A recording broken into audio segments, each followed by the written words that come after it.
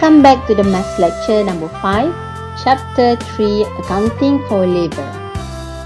You are come again with Miss Fatima, learning about cost accounting. This topic will cover first, different types of labour, second, documentation involved for labour, third, methods of remuneration or compensation paid to the labour, and lastly about labour turnover. Let's get started.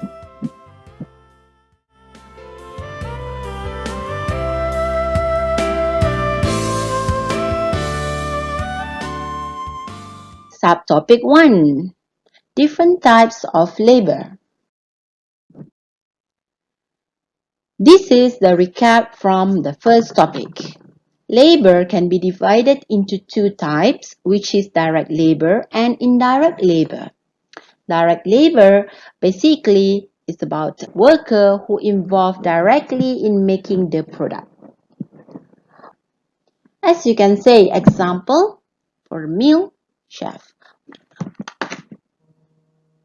On the other hand, for the indirect labour are the person or worker who not directly involved in making the product. So, manager, supervisor, cleaner, accountant, director, all of these are indirect labour. The worker can also be classified into three, which is unskilled worker, skilled worker, and professional worker. Unskilled worker labour with no special skills needed or training needed. The job or task requiring no special skills, for example, washing dishes, cleaning, right? So this kind of job not required any special skills.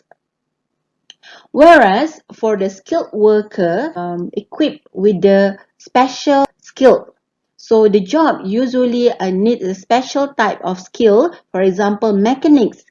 So the worker, the mechanic itself, must have or equip themselves with the skill of repairing.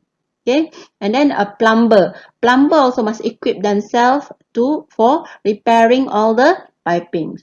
Another type of worker is a professional worker. So professional worker, on the other hand, is a worker with high skills, and especially for those who have a certain level of requirement, especially in terms of education. For example, doctor. Doctor is a professional. Accountant is a professional. Lecturer is a professional as well.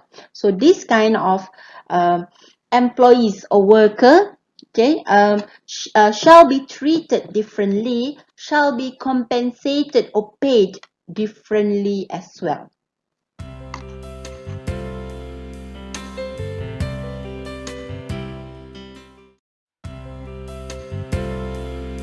Step 2. Documentation for labour.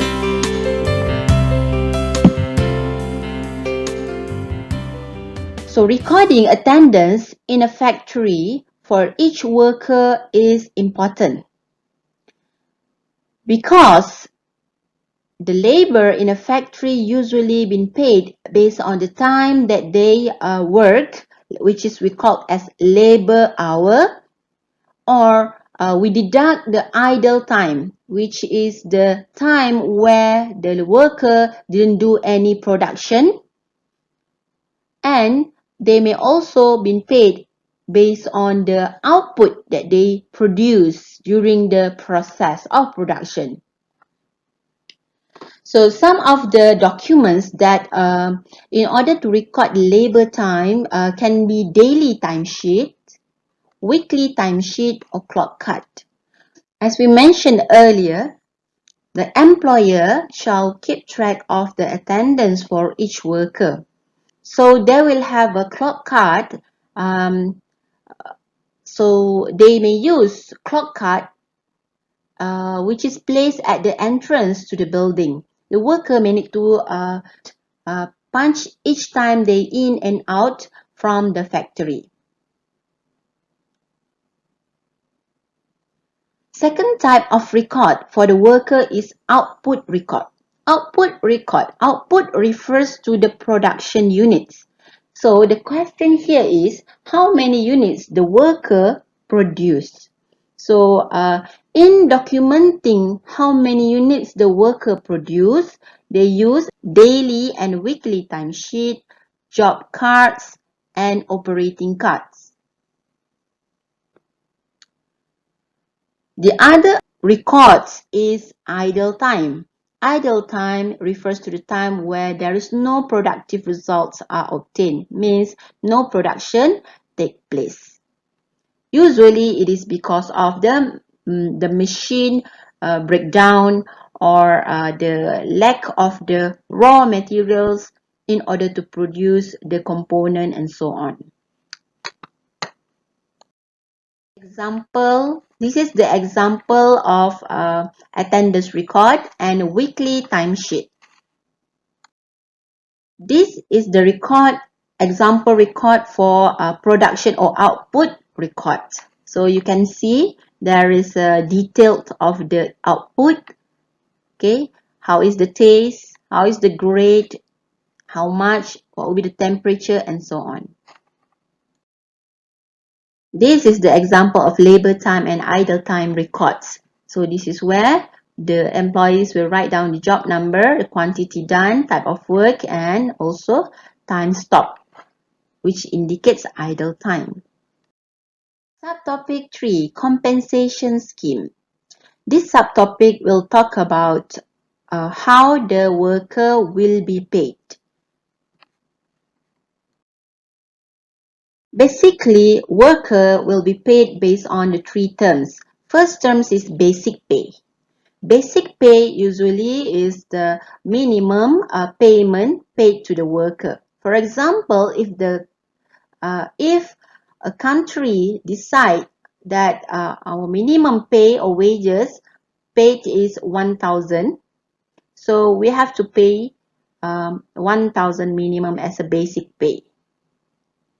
Normal pay, it reflects back to the normal hours work. So normal hours work times basic rate of pay. Another terms is overtime pay. Usually for overtime, the payment will be a bit higher than the normal pay. So for example, if normal hour is 80, overtime hour will be 160 per hour. It will be higher than the normal pay. How the employees or worker been paid, it is based on at least two methods. First is time related. Time related will tie back with the labor hour. Output related or piecework related will tie back with the amount of production or output produced by the worker.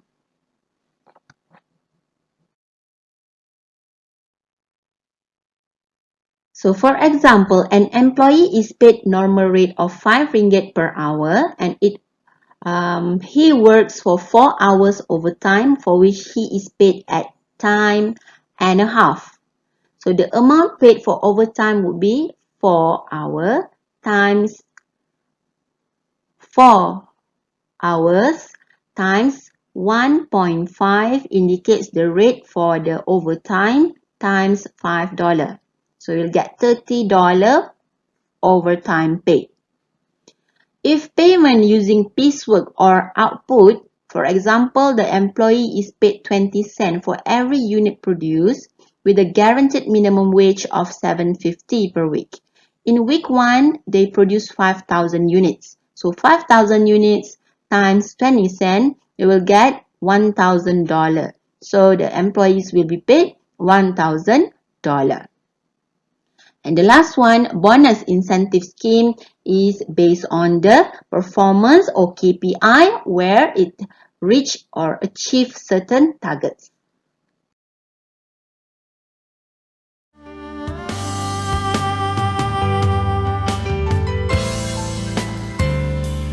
Labor turnover, subtopic 4.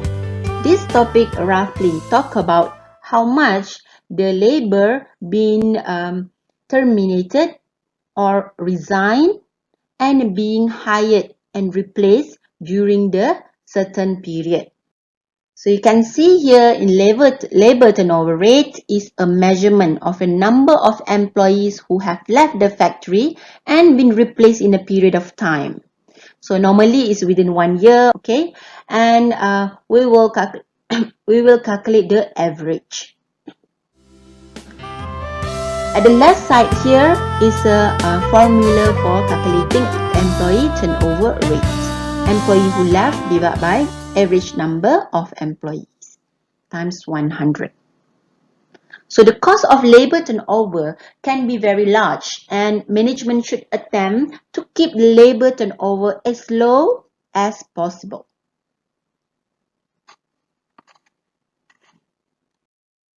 Certain reason why labor turnover can be very high is due to probably the company pay a very low wages or incompetitive wages or salaries, unsatisfaction working condition, probably due to the safety of the working environment, poor relationship among worker and supervisor due to motivation scheme that they provide. The other reason is sometimes the job is not suitable for the worker. Unsafe working condition, as I mentioned earlier, stressful working condition, too much job, too many tasks to do, inadequate of training, and lack of opportunity for career improvement or career advancement.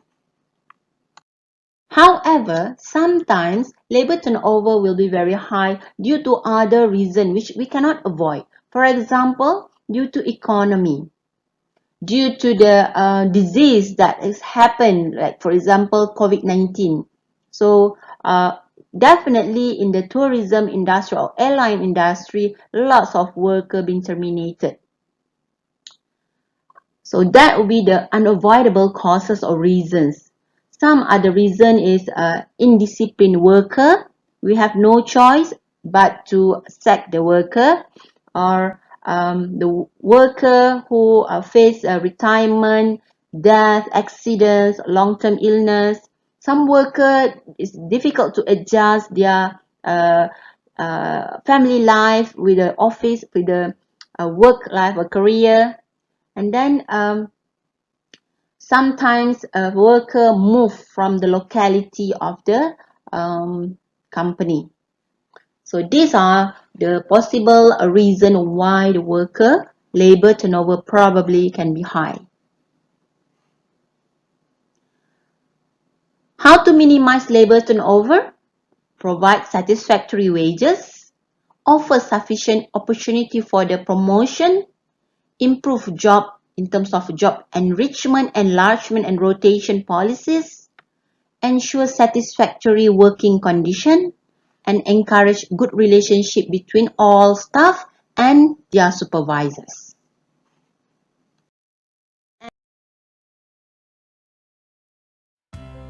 And this maths lecture, here we have 3 tasks to do. So enjoy the video and answer the question, follow the instruction. Overall, we have 3 tasks as the attendance. Okay, everyone, good luck.